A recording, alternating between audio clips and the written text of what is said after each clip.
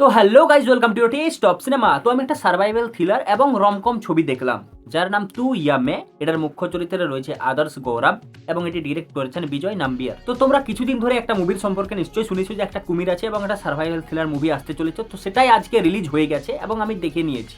তো প্রথমেই বলে দিই, আদর্শ গৌরব আমার কিন্তু একজন ফেভারিট অ্যাক্টর এই জেনারেশনের, এবং বিজয় নাম্বিয়ারও একজন ভালো ডিরেক্টর। তার মুভিজ কিন্তু আমার ভালো লাগে, তিনি টেকনিক্যালি ভালো মুভি বানান, তো সেই ডিরেক্টরটাও ভালো।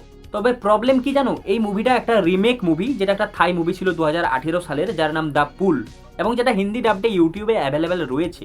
তো সেই মুভিটার রিমেক হচ্ছে এই মুভিটা। পুরোপুরি রিমেক নয়, কিন্তু এর সেকেন্ড হাফটা পুরোটাই রিমেক, একদম তুলে বসিয়ে দেওয়ার মতো ব্যাপার।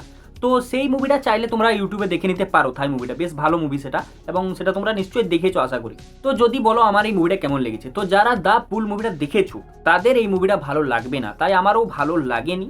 কারণ একে তো রিমেক, তার উপরে এর আগের যে পার্ট তার সাথে পেছনের পার্টের মিলি নেই। মানে মুভির ফার্স্ট হাফ এবং সেকেন্ড হাফ দুটো দুই ধরনের হয়ে যায়, একটা রমকম একটা সার্ভাইভাল থ্রিলার। তো দুটো মুভি হয়ে যাবে তোমাদের একটা মুভি দেখতে গেলে। তো এটা সেই ধরনের মুভি। তো মুভিটার স্টোরি যদি আমি ছোট্ট করে বলি, আদর্শ গৌরব এবং আমাদের এই যে সানায়া কাপুর, এরা দুজন ইনফ্লুয়েন্সার এবং এরা একটা জায়গায় ব্লগ শুট করতে যায় এবং সেইখানে তারা পড়ে যায় বিপদে। এই হচ্ছে এর বেসিক স্টোরি। তো ভাই এটা আমার ভালো কেন লাগেনি সেটা আগে বলি।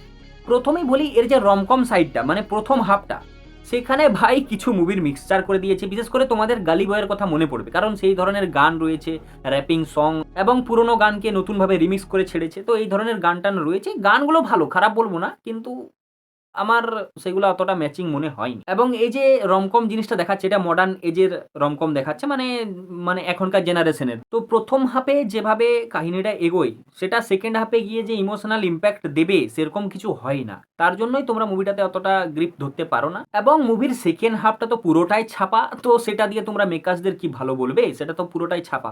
তো সেটা দেখতে ভালো লেগেছে, কিন্তু আগেও দেখা সেই সেম লেভেল। বরং পুল মুভিটা এর থেকে ভালো ছিল বলতে পারো তোমরা। এরপর যদি মুভির ভালো দিক বলি, ভালো দিক রয়েছে কিছু, খারাপ দিক সব নেই। ভালো দিক হচ্ছে আদর্শ গৌরব ভাই, তার অ্যাক্টিং আমার ভালো লেগেছে। কিন্তু সানায়া কাপুরের অ্যাক্টিং আমার অতটা ভালো লাগেনি, নেপোকিড তো বুঝতেই পারছো তোমরা। কিন্তু আদার্স গৌরব ভাই ভালো অ্যাক্টিং করেছে এই মুভিটা। এছাড়া মুভির গানগুলো ভালো, মুভির টেকনিক্যাল দিকটা ভালো, মানে ভিজুয়ালি মুভিটাকে ভালোভাবে বানানো হয়েছে, যেটা ডিরেক্টরের উপর আমার ভরসা ছিল, সেটা ভালো হবে। বাকি আর মুভিটাতে সেরকম এজ সাচ কিছু ভালো লাগেনি। তোমরা একটা অ্যাভারেজ টাইম পাসের জন্য মুভিটা দেখতে যেতে পারো। তো মুভিটা আমার মোটামুটি ভালো লেগেছে, তাই আমি রেকমেন্ড তো করবো না, কিন্তু তোমরা চাইলে দেখতে পারো। তো কমেন্ট করে জানাও তোমরা দেখতে যাবে কি না। So thanks for watching, tata bye bye, like comment subscribe.